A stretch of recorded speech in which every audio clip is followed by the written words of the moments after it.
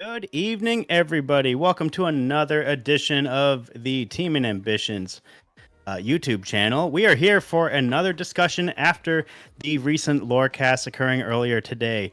Joining me tonight, we have Carlos, Nalaar, we have Dylan, sleepyGary, and we have Talia, Imigin. How are you all doing tonight? Good. How are you doing, Andrew? Doing well, doing well. See, you all got your Disney stuff decked out. Look at Zazu just hanging out there on that mic. He's having a good time, man. He's chilling.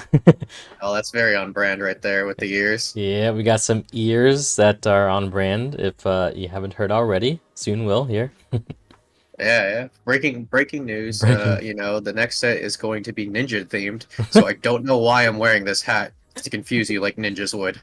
Yes, just like Dylan said, it is a ninja theme. No, of course we're kidding. It is a pirate theme. It is Azurite Sea. That is the big announcement that we just had from the Lorecast this morning. Our set 6 pirate themed set. We have Pirate Stitch, we have Pirate the whole gang, Mickey, Minnie, Donald, Daisy, all of them are taking it out to the sea and fighting Kakamoras, and it's going to be an adventure. Yeah, I love those little coconut guys. They were like the coolest 5 seconds of Moana. So I'm glad we're getting more. I They're know. coming back with Moana 2. There'll be more. Dude, Moana 2, Kakamora's coming back at you. Oh, there's more.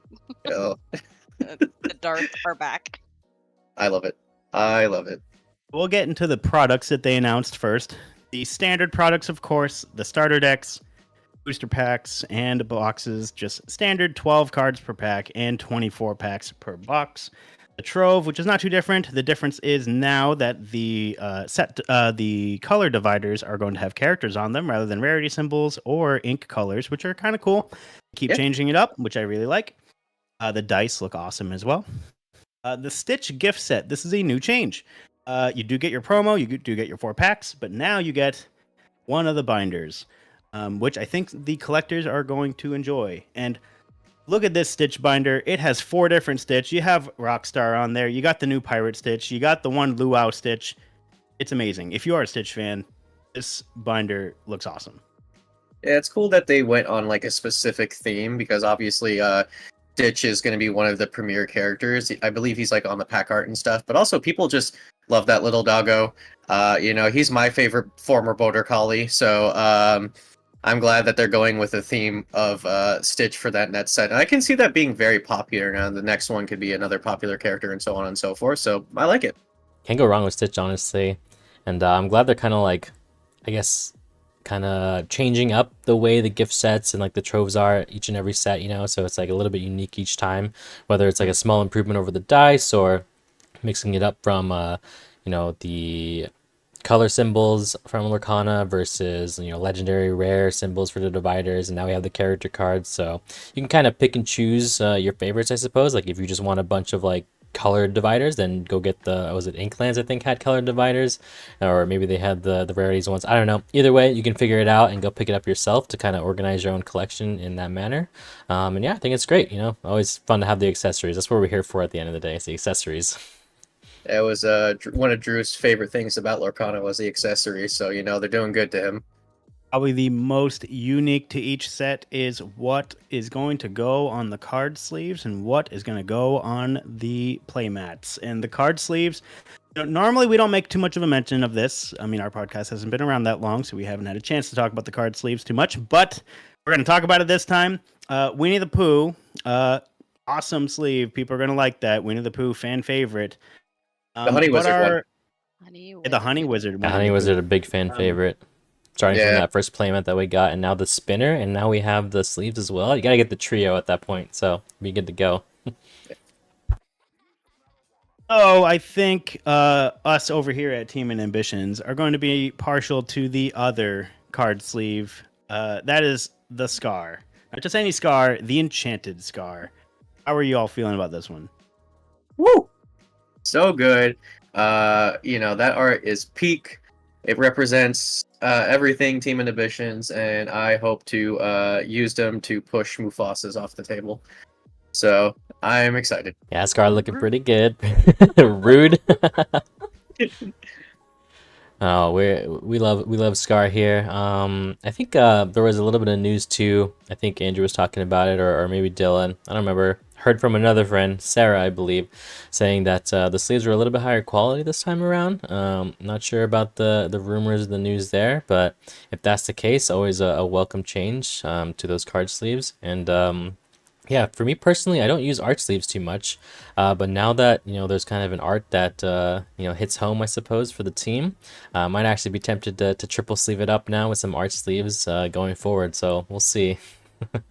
I'll believe the quality when I see it, but I do have some older ones to compare once these ones come out. So we'll see if they changed. Yeah, and I like that they're official, so that way, like, it's you can still use them if you go on camera or something. You don't have to change your sleeves or whatever. So it's nice that you can use official scar sleeves, which is sweet.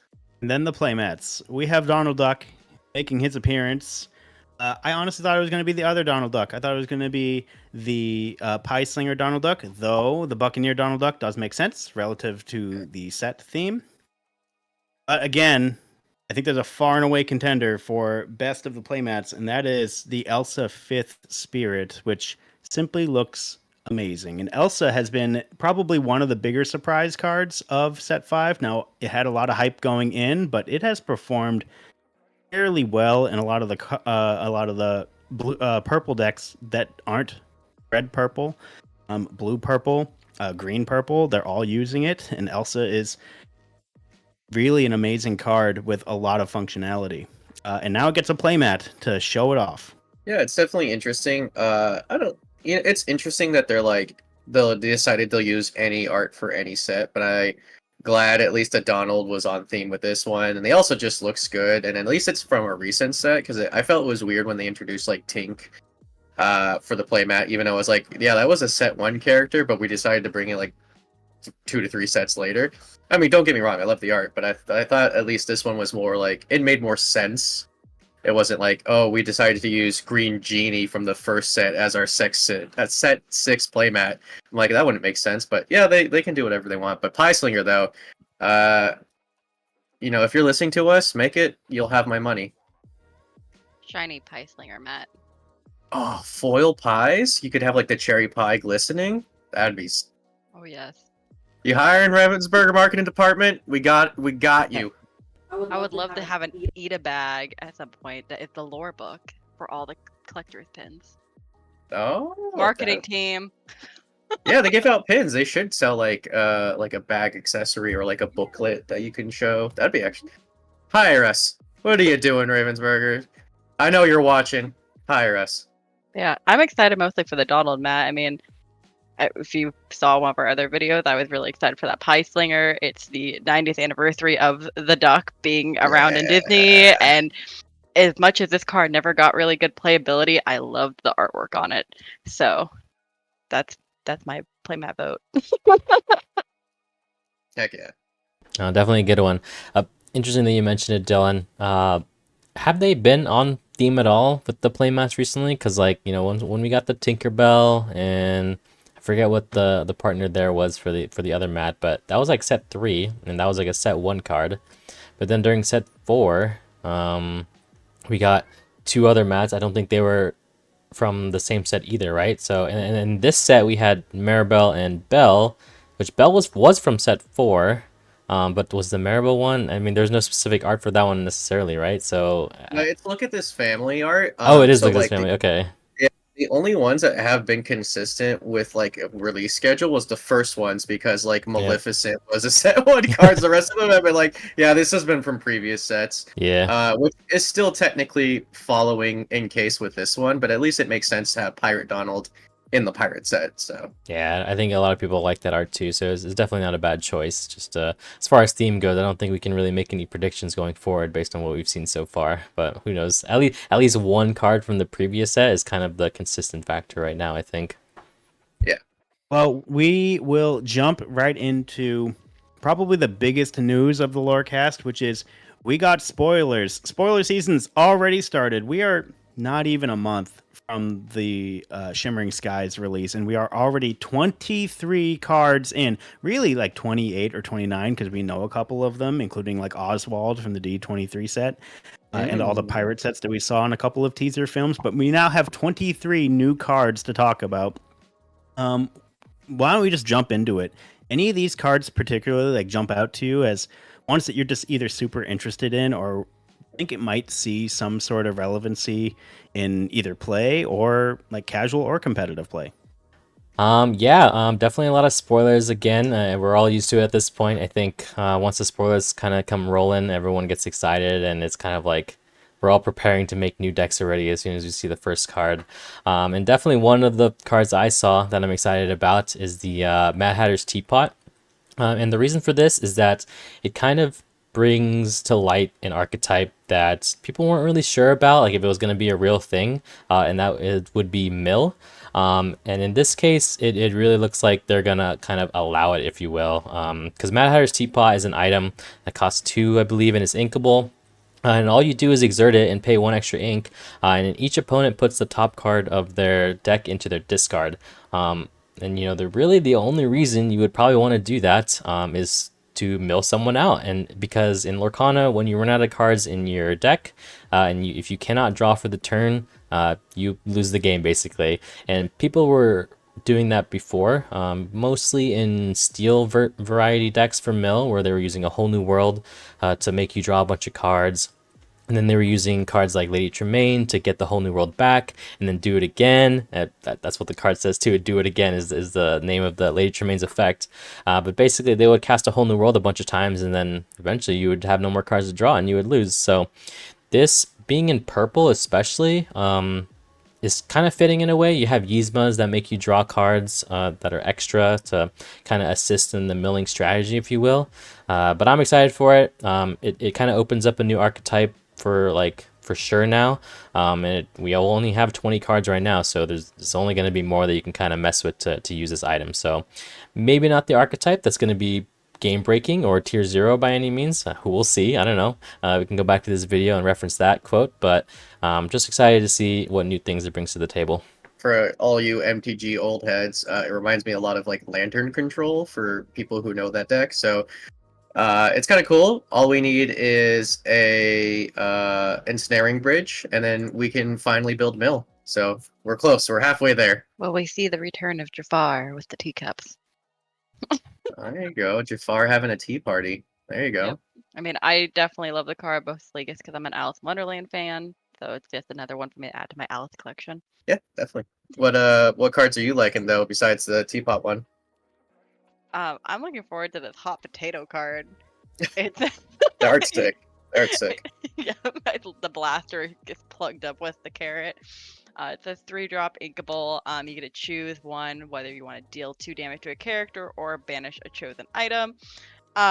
Which, you know, it's one of those things, especially in like a type of deck where I'm running it just trying to damage and get rid of everything. You're just trying to knock everything out. So you're like, okay, so I can now have a little bit more of an edge on a blue deck versus having to play 2 cards to match that. It's 1. But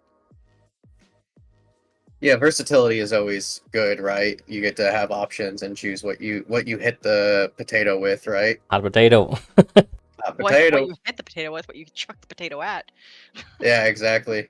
Just throw it at someone's head. basically. Yeah. I'm gonna talk about a card that I know Andrew was losing his mind about, and I kind of agree with him, which is Go-Go. She is a 2/2 inkable, quest for 1 for 2.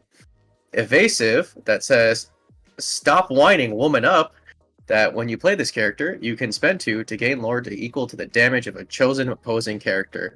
And man, Green Steel loves this. You can just play a giant Tink or a Sword or a Zeus and just spend 4 ink and casually gain 5 lore. It is great for closing out the game or for any aggro-based strategies. And she has evasive, which some decks struggle to deal with, like, you know, even a 1/1 evasive. Pegasus is put into a lot of decks because people can't beat a 1/1. So a 2/2 evasive is even good. So It's gonna feel real bad when you Zeus a Robin and then pay 4 for Go-Go and then gain 5 lore and possibly win the game, and I'm here for it. So, yeah, very excited about that. Seems like a good card. Mill. Yeah, there you go. When I heard about that card, first of all, very well statted for as a 2/2 evasive for 2 is already like fine on its own. But then you just throw in that second effect and you're just like, wow. So it also can just get 4 lore. Or even 2 or anything. Like if it gets anything, that is just an extraordinary bonus. That is what made like Goat so strong, in addition to like the recursion, like you can just bounce it back and get lore for free. Like just uninteractable lore is always a strong, like has a place in this game, and that's going to be one of them. And while we're on that same topic, probably the one I want to talk about is Baymax, the Armored Companion, the blue legendary, 5 cost, inkable 2/6, that quests for 2 lore, and when you play it, or when he quests, you can remove up to 2 damage from another character of yours, and you gain a lore for each damage removed. This thing can quest for 4 on turn 6, or realistically, if you're playing blue already, like turn 5, turn 4. Like it is ridiculous. As someone who's been playing a lot of blue purple lately, I see a lot of like synergy with all this damage manipulation, like the bells, which is one of my favorite cards I think in the entire game. Uh, this card just slides right in there, and now you can remove damage to kill, you can remove damage to get lore, you can remove all this crazy stuff, and it just fits right in. And I am here for it. Like, if this is a sign of what the legendaries are going to be, like, we are in for some really, really interesting decks. I like that it pairs well with Pabby. So imagine just like healing all your stuff while killing your opponent, and Pabby's just laughing. So like, truly, the next villain of Lorcana is Grandpappy. Calling it now. Set 7. Buy your foils now. Check out the Team and Finance channel. I'm sure they'll be talking about it soon. Oh, definitely, definitely. And with this card, we get the new what are they called? Archetype down there. We get the new robot archetype. So that's exciting. Oh yeah, we never had like a robot character before, right? Nope. Yeah, that's cool. I And like they're- that. And they're leaning into it a little bit too, right? There was a spoiled card where you could search for a robot, or certain robots like reduce your item cost or whatever. And then there's like inventors, so definitely nice to see more like tribal theme stuff going on. And always welcoming a new archetype, a new theme, tribe, if you will, to the scene, because it just helps with those thematic decks. We don't always see them at tier 1, but it'd be kind of cool to see like robots at the top of the list in meta decks or something like that going forward. I kind of like that. Oh, sorry. Go ahead. I was gonna say that card that you're talking about. That's the new 3-drop inkable Hero Hamada, which is the partner to Baymax. Perfect. Fitting. Yeah, I kind of like that they like in my head we're having this like grade school discussion about who would win in a fight, robots or pirates, and like Lorcana is literally just making that discussion happen right now, and I'm for it because we also have like the Rescue Rangers who are looking kind of like steampunky. So it's just like, yeah, who wins in a fight, pirates or nerds. So I kind of like it. I'm just like, I have Chippendale now. I've been waiting for Chippendale. I love those little chipmunks. This was like the biggest thing for me. Like, Carlos is texting me, just going, "Did you see these?" I'm like, I get Chippendale. I don't even care about Baymax. I just want the Chippendale. Yeah. But I am curious, like, what other people are hyped about. So if you can tell us in the comments, or if you're on team pirates or robots, let us know who would win in a fight. I'm on team pirates, but This feels like an old school like celebrity death match, like robots versus pirates. Like my goodness, like what is this? Like a Warhammer thing? Like yeah, I like it. Ninjas. Yeah, like that's what'll be the next set is they'll introduce ninjas, and then it's like the whole fight system going on again. Do we even have a Disney ninja movie? Literally just gonna ask that. Like, is there even one? Can we make one up? It is. I think the closest is Mulan. What about Pixar? Is there anything hiding there? Because we got Pixar in 2026. No. No, No. not really. Wow. Closest we have is Mulan. Disney, hire us. We are just on a mountain of gold ideas that they're sleeping on. So we will hop into probably the last topic of the Lorecast, which is a little bit more focused on competitive play. There were a couple of announcements based on one. They did announce the new format of Pack Rush, which we will talk about a little bit more. You will mostly see this at a DLC event if you are going there for an attendee, or if you've already been knocked out of the main event. Really fun format. If you haven't played it, it's worth a shot. But I think the bigger news is that they finally announced some dates and locations for both the European Championship and the North American Championship, and as well as gave us a time frame for the World Championship. So if these are on your mind and if these are on your radar to go to, here are your timelines. For the European Championship, it'll be December 7th, the 9th of this year at Disneyland Paris. The North American Championship will be January 10th to the 12th at Disneyland Hotel at the Disneyland Resort, which we were promised, and they are following through. It is awesome. This is why we played this game, probably, in addition to playing with Disney cards, is to play a card game at a Disney resort, and to qualify for that, this is the dream manifesting, everyone. And the World Championship will be in March of 2025 at the one and only Walt Disney World Resort in Florida. So we have the dates finalized, but I think the one thing that kind of is interesting is that for both the European and the North American Championship, they are 3 days long. It has been said amongst Discords and amongst the Lorcana community online that day one of these events are going to be a last chance qualifier, given how quickly that they have gone through the Lorcana Challenge events, and relatively small numbers of invites that are handed out. I think a total for the European Championship is only going to be 64, and a total for the North American Championship will only be 96.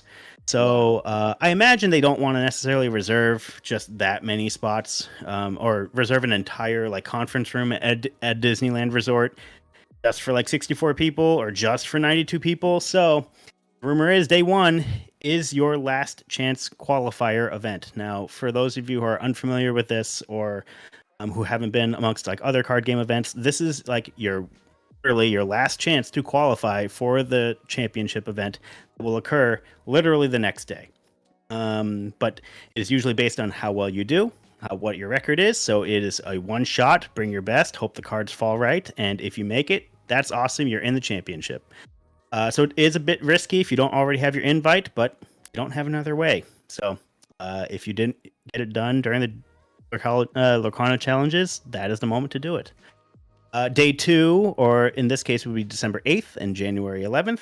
Those will be day one of the Swiss style event, and then likely the tops will be on December 9th and January 12th. What are your guys' thoughts about all of these announcements? Can I have a ticket to Worlds for my birthday? It's in March. That'd be nice, huh? Yeah. Happy birthday! It's crazy because from what I heard too, there's no top cut in the Swiss, so it's literally just here's the top X players in Swiss, you're invited. Which makes the Swiss rounds more stressful because now you're having to do well in Swiss, because if you're sometimes when there's a top cut you can be 64th place but still win the event, but now if you're in 64th place that you may not get in depending on how many people they want to invite. But I do like more chances to get to Worlds and Nationals and stuff, so it's really cool. But man, the pressure's on. But it's a lot of fun. I want to go to Disneyland Paris. I want to go on the Beauty of the Beast ride. It looks cool. Don't know how I'm getting Europe, but we'll figure it out. Yeah, I think more chances is always good. I mean, it's a competitive game. People want to get their opportunity to play in Worlds, or just regionals or whatever it may be. So more opportunities is always good, especially if you got into the scene a little late. Maybe you heard about the DLCs, and Las Vegas is around the corner now. You didn't get your ticket, and maybe your last chance, well, that's already kind of passed now for Seattle. But imagine if you missed all those, now what are you going to do, right? So at least there's maybe a little bit of extra hope, if you will, or opportunity for those that kind of came to the scene a little late. which is always good. I think people are a little bit concerned about it just being a Swiss format, and then kind of just whoever wins that gets to qualify. But something is better than nothing. I think that's kind of been the motto so far with a lot of the movement. I think with Lorcana, and we can't really complain too much about having stuff and more opportunities. Like we can always flesh it out going forward, or work on something better the next time around. So I'm welcome to it. But yeah, it'll be interesting to see how it all pans out at the end of the day. Yeah, I hope they have more spots, like, because those tickets are going to sell out so quick, quicker than Vegas probably. So hopefully they have more room for people to join, because there's been some struggles so far. So Something maybe a little slightly off topic, but kind of in line, I guess, with like the whole world championship and regional stuff. Is there like going to be any opportunity to like just kind of be there like as a spectator? Like, what if you want to just go to Disney World to watch the Lorcana World Championship, and have it streamed on the big screen, and you're there in the stadium or whatever with everyone else? Like, other competitive sports, esports, if you will, usually have some sort of like big arena or a lot of audience stuff kind of set up as well for the scene there. So not sure what the plan is there, but maybe if we don't make it to Worlds, but we still want to go to Disneyland or Disney World to see what's going on and make a trip out of it too. That'd be kind of cool if there was like attendee or spectator spots to kind of look forward to. yeah, I imagine they will. Even like the Pro Tour for Magic and stuff has people like watching and stuff. So, oh, I think they will. I think they will. And they'll probably just throw up some more side events, and then maybe last chance to get some Rapunzel foils or whatever, maybe or Rapunzel cards and your foil playmat for Cindy. Yeah. Since we'll have a new set out by then, would people at the regionals and the worlds get a different promo then than the Kristoff one, that the new one that we're releasing now? Probably, yeah. I think that's probably going to be some secret sauce that is not going to be revealed until the day of the tournament. That would be my guess. I think the only one they spoiled was the A Whole New World, which is clearly deserving of a world championship card, and of course the winner Mickey, one of one golden Mickey, that is branded world champion. But I think they are going to get some special cards that are just going to be extraordinarily hard to get, and probably just unique to these two events. What do you guys think is going to be? Well, we are now one series of Lorcana in terms of a competitive season. We have done we have done 6 DLCs and 4 European DLCs by the end of this, before they do a European and a North American championship. Do you think this stays this way? Or do you think they're going to continue to expand and grow and learn from this? My impression is that they will learn, but the question is how. Do they want to make North American Championships a big event? Do they want to make the European Championship a big event?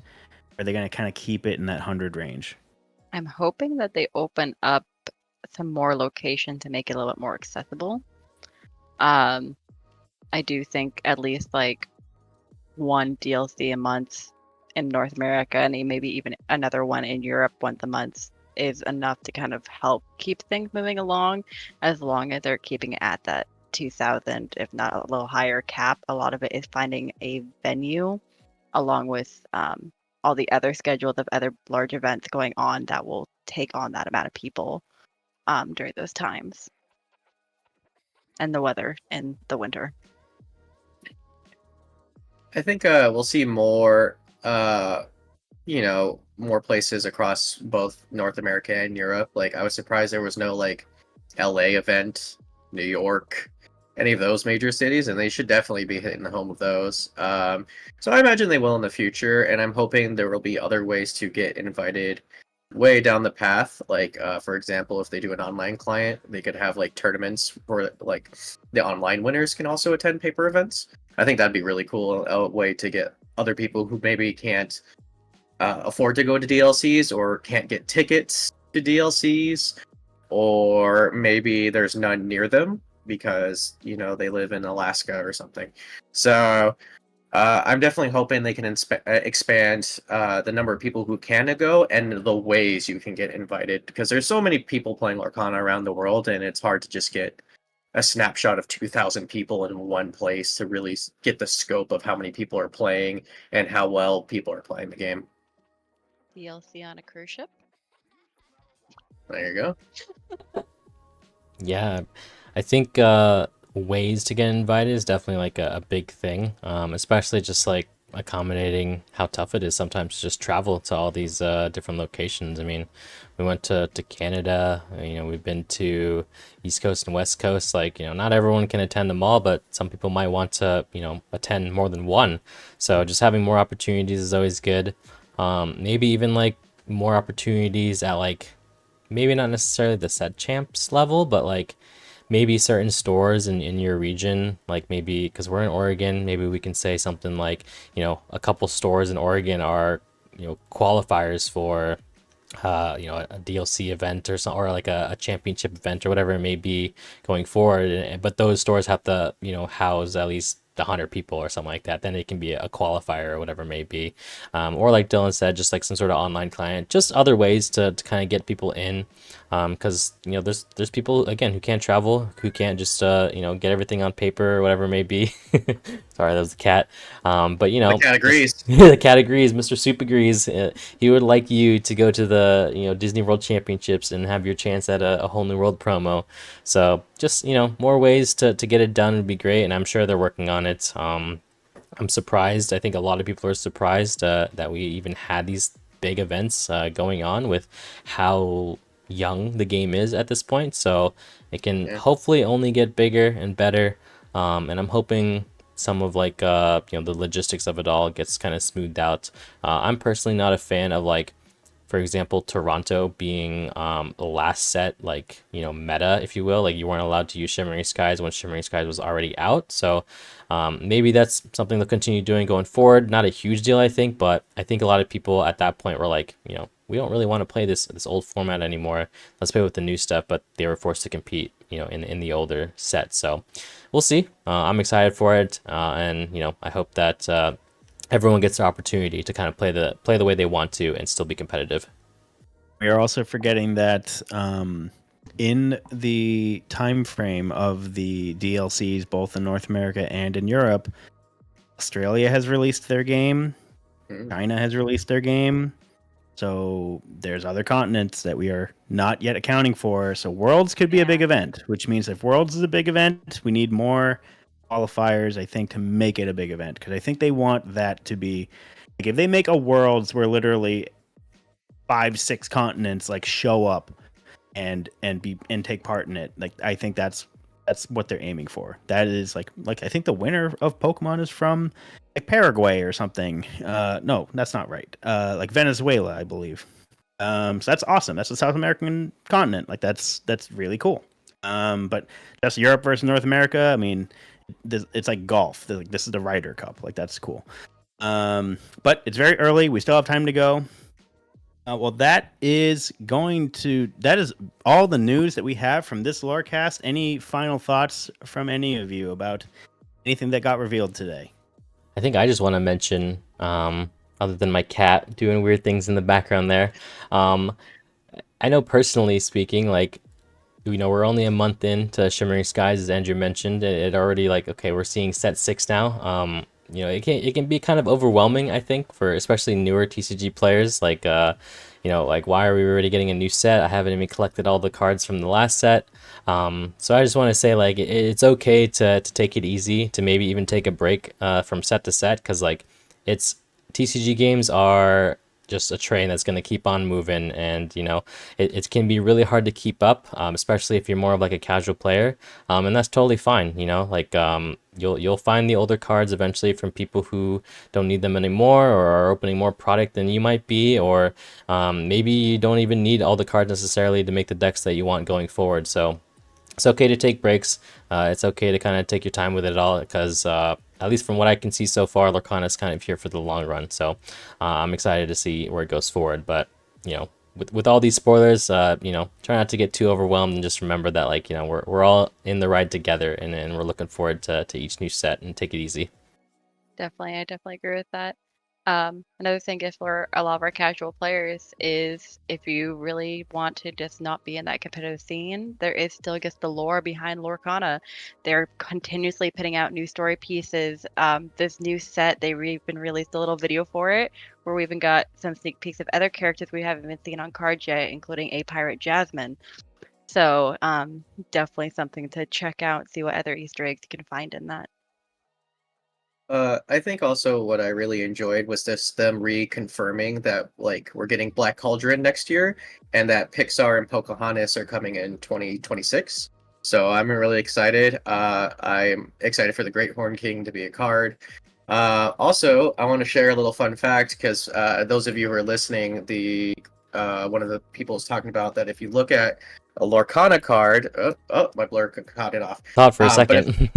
Yeah, but if it has flavor text, you'll actually notice that the little line has different symbols, and that equates to the flavor text. So, for example, if you see a like treble clef, then the flavor text is from directly from a song. If you see ink like a pen, that means the writing team physically wrote that quote. And then if you see like a book, that means it's taken directly from the movie as a quote.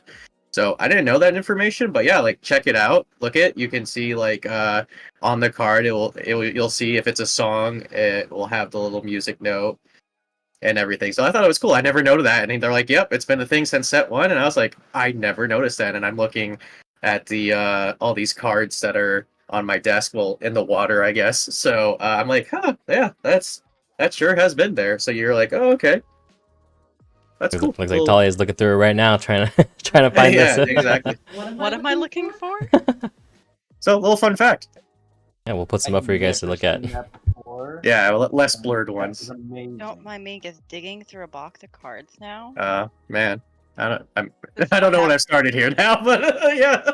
Well, today I learned I'm going to be sifting through now my binders here of the previous 5 sets and looking. I mean, I just assumed when you read the song lyric, you just play the song in your head and like, yep, that's the song. So now that'll help give some context. Well, anyway, thank you all for joining us on our review of the Lorecast on today, September 10th. Well, I guess tomorrow, September 10th. If you have any comments or if you have any strong opinions about any of the releases that came out today, please throw a comment down below. We want to hear from you. Let us know in person, of course, if you happen to see us in person. And if you like this kind of content, we try to get out news, information out as quickly as possible. Go ahead, like, comment, subscribe. Let us know. Give us your thoughts. Well, that will do it for us. Thank you, Carlos. Thank you, Dylan. Thank you, Talia, for joining me tonight. And you all have a great night. Bye. Bye.